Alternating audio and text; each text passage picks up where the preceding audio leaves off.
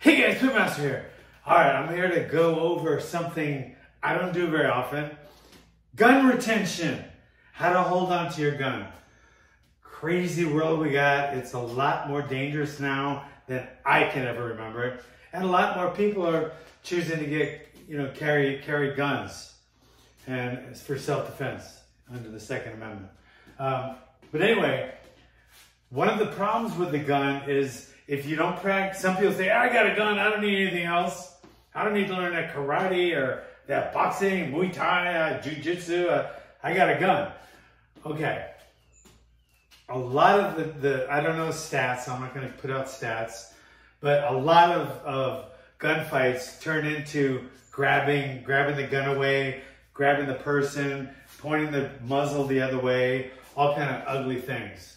And like I said, I'm not a gun expert by any means, so I don't know the stats of that, but I've heard from all the gun, classes I've gone to, which are many. I mean, I started going to guns classes when I was in the U.S. Army Infantry. I was a peace officer for the state of California for a while, and also, I have a CCW, so I get a lot of gun training, but I'm by no means a gun expert.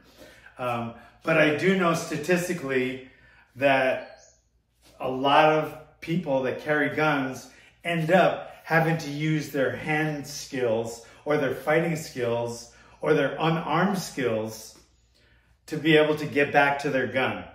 And one thing you want to do, guys, big one here, keep your gun. Retain your gun. That's where gun retention comes from. It's actually gun retention, but you get my point. They'll say, I don't need to learn how to fight. I got a gun. Well, guess what? Sometimes you can't access your gun quick enough. I mean, it could be close quarters, right? It could be on a fucking plane, in an airport, or somebody gets you from behind. You're not going to walk around all the time with your hand on your gun and your head on a swivel. And no, you're not supposed to do that. Being aware of your surroundings does not mean you're going to walk everywhere like that, right? And sometimes people can come up behind you. So anyway, that was a whole tangent. One thing you do have to learn is how to retain your weapon. One way to do that is distance. Because when you have a gun, distance is your friend, right? When you have a gun, close proximity is your enemy, okay? Because now it's much more even, you lose your edge, okay? So you want distance, right? The bad guy, if he doesn't have a gun, he might have a knife. If he doesn't have a gun though, then distance is his enemy. It's not his friend. So he wants to close the distance. Like it's open, now it's closed. So realize you want to create more distance. One way to do that is a linear strike. Doesn't have to be to the face because you're not trying to hurt them. You're trying to create distance, usually by the push of the strike. That could be a jab or a front kick. Okay. Today we're going to go over the front kick and how to have a front kick to retain your gun. Okay. One thing is very important here, which I don't do or teach in my Hawaiian Kempo or my MMA classes. Right? If they get a teep kick or a front push kick to the chest, boom, the person goes backwards, right? You then follow them, punching them to try to knock them out in a fight that's, unarmed. If you have a gun, however, if you get them going that way, boom, you want even more distance. One way to get more distance is to step back. So, very important. You want them going that way and you going that way. That way it's exponential of your distance. Because if you push them back and land right here, you did get a little bit of distance, but not quite enough. Now, if you step back without kicking, you get a fair enough of distance. If you do both at the same time, simultaneously, now they're going to go this way, you go this way, exponentially, there is more distance. And distance is your friend because it enables you to deploy your gun. All right, that's what this was all about. So, one thing I do is lift up my knee high, lift up my knee really high, and then push at the chest. Okay, I'm not aiming for the gut, because then if it hits them, a lot of times they'll just bend forward, but keep coming forward. But when you hit them high on the chest, it leans them backwards, and they fall out, backwards because they lack the balance. If you start leaning back too much, you have to step back. So that's where that comes. Where if somebody hits you in the stomach, you can just lean forward, take the force of it, and keep coming forward, because it's not, you're disproportionately weighted.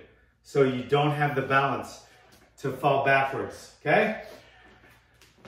All right, so here we go. This is what I do. I kick, and then I land with my kicking foot as far back as I can.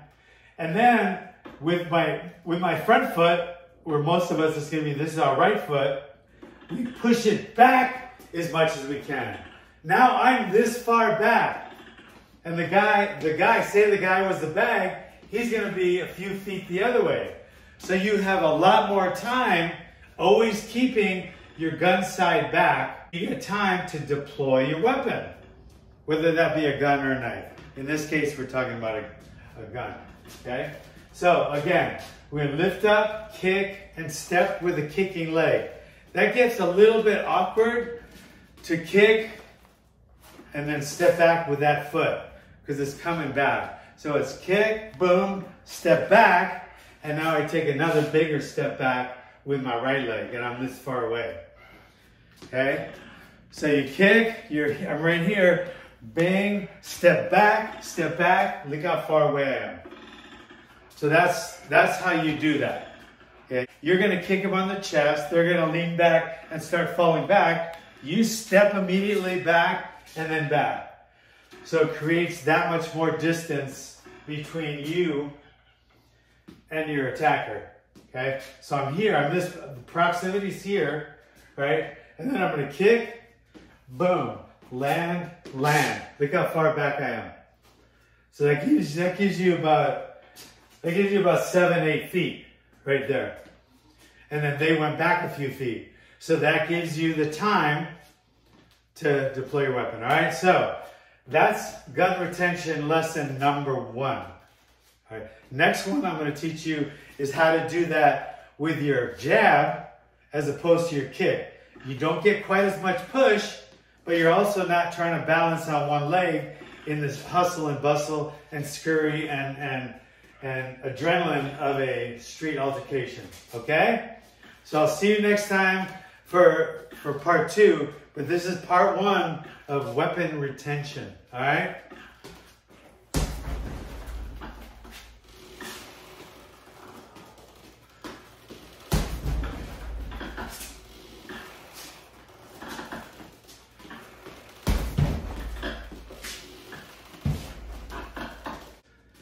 All right, guys, thanks for coming. Live clean, train hard, fight dirty. Don't let anyone take your lunch money.